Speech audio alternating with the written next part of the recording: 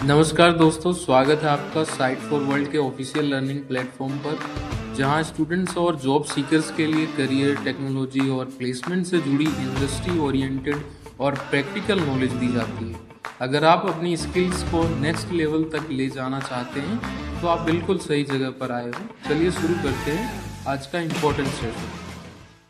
नमस्ते students, ready हो? Focus mode on है ना?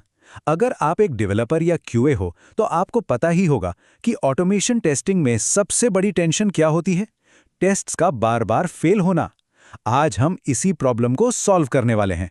हम सीखेंगे कि कैसे हम रॉक सॉलिड अनब्रेकेबल टेस्ट्स बना सकते हैं। चलें शुरू करें। ओके, स्क्रीन पे देखो, यहां दो दुनियाएं हैं। लेफ्ट वाली है द नाइटमेयर। सोचो, एक छोटा सा यूआई चेंज किया और बूम, सारे टेस्ट्स फेल, और अब आपका पूरा दिन जाएगा उन्हें ठीक करने में। फ्रस्ट्रेटिंग है ना? और राइट में है द ड्रीम। यहां सारे टेस्ट्स पास होते हैं, मेंटेनेंस एकदम इजी है और आप अपने कोड को लेकर एकदम कॉन्फिडेंट हो। हमारा गोल है इस नाइटमेयर से निकलकर इस ड्रीम तक पहुंचना। रेडी हो इस सफर के लिए? तो चलो इस कहानी की शुरुआत करते हैं। ये कोई बनाई हुई कहानी नहीं है, ये एक ट्रू स्टोरी है। एक रियल लाइफ एग्जाम्पल कि कैसे एक अच्छे इंटेंशन से शुरू किया गया ऑटोमेशन प्रोजेक्ट एक बहुत बड़ा नाइटमेयर बन गया। ध्यान से सुनना। ऐसा कोड देखा है पहले? सच बताना, देखने में ही डर लग रहा है ना? ये एक टिपिकल सेलेनियम आईडी टेस्ट है। कितना कंफ्यूजिंग है। सब कुछ हार्ड कोडेड है, मतलब हर लोकेटर, हर वैल्यू सब कोड के अंदर ही डाल दिया है। अब सोचो, यूआई में एक छोटा सा भी चेंज हुआ तो पूरा टेस्ट ब्रेक। और इसको फिक्स करना, भाई साहब ढूंढते रह जाओगे कि गलती कहां है। समझ आ रहा है प्रॉब्लम क्या है? तो इस कहानी के जो हीरो हैं, एंटोन एंजेलोव, वो बताते हैं कि हफ्ते में 2-3 घंटे निकल जाते थे बस इन टूटे हुए टेस्ट्स को फिक्स करने में। और उनका फेवरेट टूल क्या था इसके लिए? Notepad plus plus. Seriously, notepad plus plus. Can you imagine? Code को ठीक करने के लिए फाइंड एंड रिप्लेस का यूज कर रहे थे। ये तो आगे जाके एक बहुत बड़ा मेंटेनेंस का नाइटमेयर बनना ही था। ओके, एक मिनट रुको। सिर्फ देख रहे हो या समझ भी रहे हो? हमने प्रॉब्लम तो देख ली, पर क्या आप इसकी जड़, इसका रूट कॉज समझ पाए हो? अगर इंटरव्यू में पूछ लिया कि ये टेस्ट क्यों फेल हो रहे थे तो क्या बताओगे? चलो अब इसके कोर प्रॉब्लम को ढूंढते हैं। तो इन टेस्ट्स के बार बार ब्रेक होने की असली वजह क्या थी? देखो, प्रॉब्लम सिर्फ गंदा कोड लिखना नहीं था। असली प्रॉब्लम एक फंडामेंटल प्रोग्रामिंग प्रिंसिपल को तोड़ना था। चलो देखते हैं वो क्या था। यह है असली विलन, DRY प्रिंसिपल का वायलेशन। DRY मतलब डोंट रिपीट योरसेल्फ। सिंपल भाषा में, एक ही चीज को बार बार कॉपी पेस्ट मत करो। अगर कोई लॉजिक है तो वो पूरे सिस्टम में सिर्फ एक ही जगह लिखा होना चाहिए। ये रूल बहुत छोटा सा लगता है, पर इसको इग्नोर करने का रिजल्ट बहुत बड़ा होता है। समझ आया इसका मतलब? और गलती बिल्कुल यही हुई। टीम को एक नए प्रोडक्ट के लिए same to same shopping cart चाहिए था, तो उन्होंने क्या किया? शॉर्टकट लिया। पुराने टेस्ट को उठाया, कॉपी किया, पेस्ट किया और नोटपैड प्लस प्लस से फाइंड एंड रिप्लेस करके लोकेटर्स बदल दिए। बस हो गया काम। पर ये DRY प्रिंसिपल का सबसे कॉमन और सबसे डेंजरस वायलेशन था। अब एक ही लॉजिक दो अलग अलग जगह पे एग्जिस्ट कर रहा था। तो अब मैं आपसे पूछता हूं, कोड को कॉपी पेस्ट करना अच्छी प्रैक्टिस है या बुरी? सोचो। ऑफ कोर्स बुरी है। क्यों? क्योंकि अगर ओरिजिनल शॉपिंग कार्ट में कोई चेंज करना पड़ा तो अब टीम को उसे 2 जगह ठीक करना पड़ेगा। और सोचो, अगर ऐसी 10 कॉपी बना दी तो 10 जगह चेंज करो। यहीं से शुरू होता है मेंटेनेंस का असली nightmare. Point clear? Okay, problem समझ आ गई। अब आते हैं सोल्यूशन पर। देखो, जब आप प्रॉब्लम की जड़ पकड़ लेते हो ना, तो सोल्यूशन ढूंढना बहुत आसान हो जाता है। और इस कहानी में सोल्यूशन बनकर आया एक बहुत ही पॉपुलर डिजाइन पैटर्न, जिसका नाम है द पेज ऑब्जेक्ट पैटर्न। तो ये पेज ऑब्जेक्ट पैटर्न है क्या चीज? बहुत सिंपल है। ये कहता है कि आपके एप्लीकेशन के हर पेज के लिए एक अलग क्लास बनाओ। इस क्लास का काम क्या होगा? उस पेज के सारे HTML एलिमेंट्स और उन पे होने वाले एक्शंस को एक जगह इकट्ठा करना। इससे फायदा ये होता है कि आपके टेस्ट को इस HTML की कॉम्प्लेक्सिटी से कोई मतलब नहीं रहता।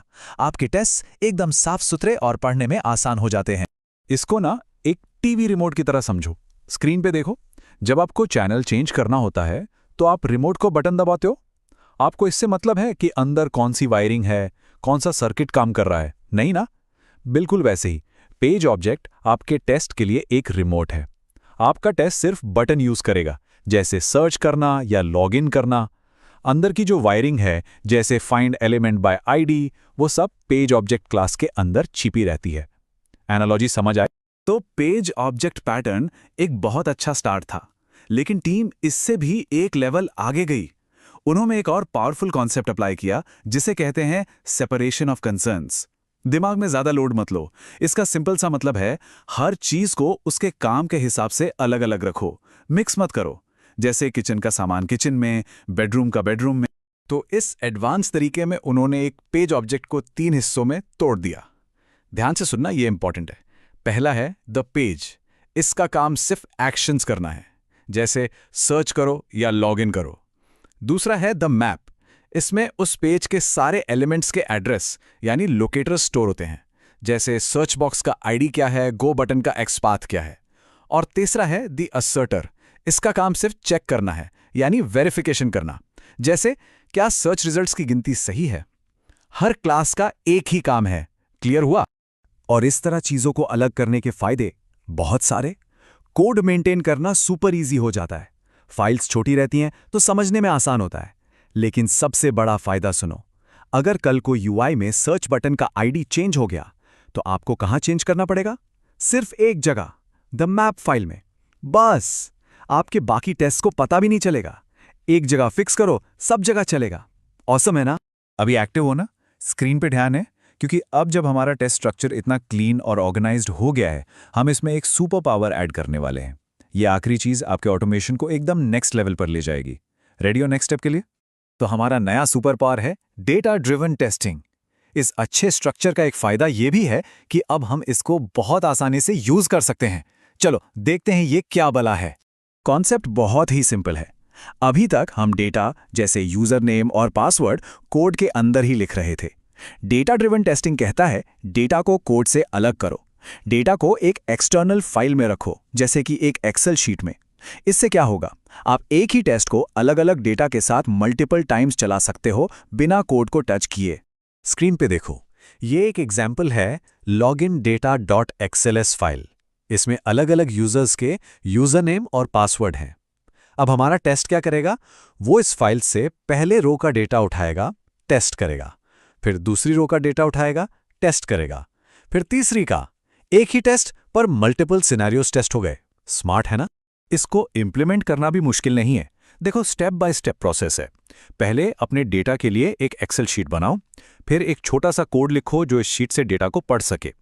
इसके बाद टेस्टएनजी जैसे फ्रेमवर्क का यूज करके इस डेटा को अपने टेस्ट से जोड़ दो, और बस अब एक टेस्ट लिखो और उसे सारे डेटा के साथ चला दो। तो हमने इस सफर की शुरुआत एक नाइटमेयर से की थी, और अब हम एक सॉलिड रिलायबल सॉल्यूशन तक पहुंच गए हैं। चलो एक बार फटाफट समराइज करते हैं कि हमने क्या क्या सीखा। तो ये हैं 4 गोल्डन रूल्स जो आपको हमेशा याद रखने हैं। स्क्रीन पे देखो और इसको नोट कर लो। नंबर 1, रेपिटेशन से लड़ो। DRY प्रिंसिपल को कभी मत भूलो। नंबर 2, पेज ऑब्जेक्ट से स्ट्रक्चर बनाओ। टेस्ट लॉजिक और पेज लॉजिक को अलग अलग रखो। नंबर 3, लोकेटर्स को पेज मैप्स में डालकर और अलग करो। और नंबर 4, डेटा ड्रिवन टेस्टिंग से पावर अप करो, डेटा और कोड को अलग करके। ये 4 चीजें नोट की तो देखा आपने, हमने उस नाइटमेयर को ड्रीम में कैसे बदल दिया। जहां पहले हार्ड कोडेड लोकेटर्स थे, अब वहां पेज मैप्स हैं। जहां पहले टेस्ट को कॉपी पेस्ट करते थे, अब वहां यूजेबल पेज ऑब्जेक्ट्स हैं। जहां डेटा कोड के अंदर था, अब वो एक्सटर्नल फाइल्स में है। रिजल्ट, अनरिलायबल टेस्ट से अब हम मेंटेनेबल और रोबस्ट टेस्ट तक पहुंच गए हैं। ये सब अच्छे डिजाइन प्रिंसिपल्स का कमाल है। तो आज हमने बहुत कुछ सीखा, पर एक बात बताओ, इसको नोट किया? क्या प्रैक्टिस के बिना आगे बढ़ना सही है? सिर्फ वीडियो देखने से काम नहीं चलेगा। असली चेंज तब आएगा जब आप इन कॉन्सेप्ट्स को अपने रियल प्रोजेक्ट्स में यूज करोगे। तो अभी आपका एक्शन आइटम क्या है? इस वीडियो के बाद बैठो और सोचो कि अपने करंट प्रोजेक्ट में हमारे चैनल को सब्सक्राइब कीजिए और वीडियो को अपने दोस्तों के साथ शेयर जरूर कीजिए। कमेंट सेक्शन में अपना डाउट या नेक्स्ट टॉपिक लिखना मत भूलिएगा।